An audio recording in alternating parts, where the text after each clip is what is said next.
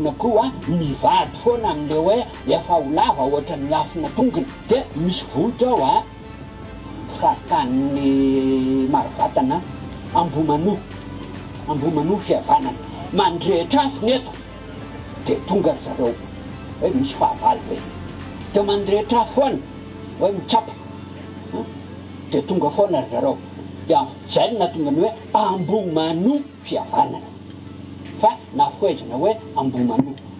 ka akaiky kely nge mepitany itopa de tonga am'ty faritsy avy eny amin'igny akaikiny ambotry manjaka misy manjaka iny akaiky kely eo raha mandeha lakana de zay zany miaraka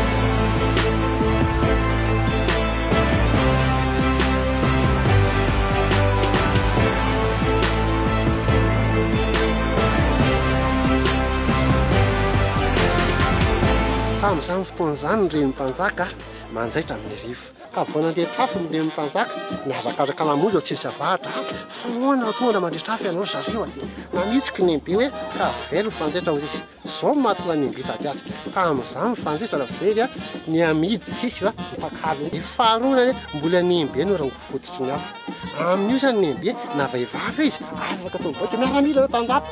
velo fanjaitra ho izy anatazy voalohany ianareo maiky vaso fisalahy amin'io zany obola malagasy hoe ankamena vavy samy tsirony lieny de samynakatao zao samytady zao avy eo le zavatra fanjaitra raha very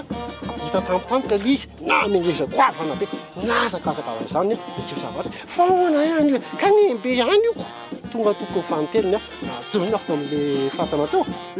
efa lavaosy ny afona tonga izy fa manango kely tsy minona zay le manango kely zany nisy fa tonga teny ihany laza o zareo manango tena voany tonga de asy andreo fo lava hoy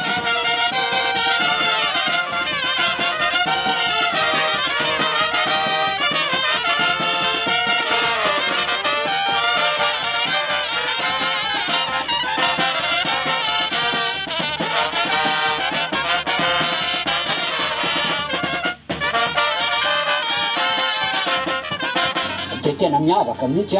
amin'ny sotoavina ananany ny fahaizany tolo nanamboatra azy namolavola azy misy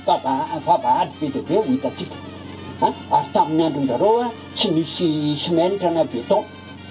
tsy mbola nampiasa soka izy rafi-bato maina fotsiny nataony kanefa mateza mbola tratratsika hatramin'izao nefa faraparany ataonjato fafito amby folo izy io de mananika ny fahavalo amby folo arembaka tsy ananana indroa io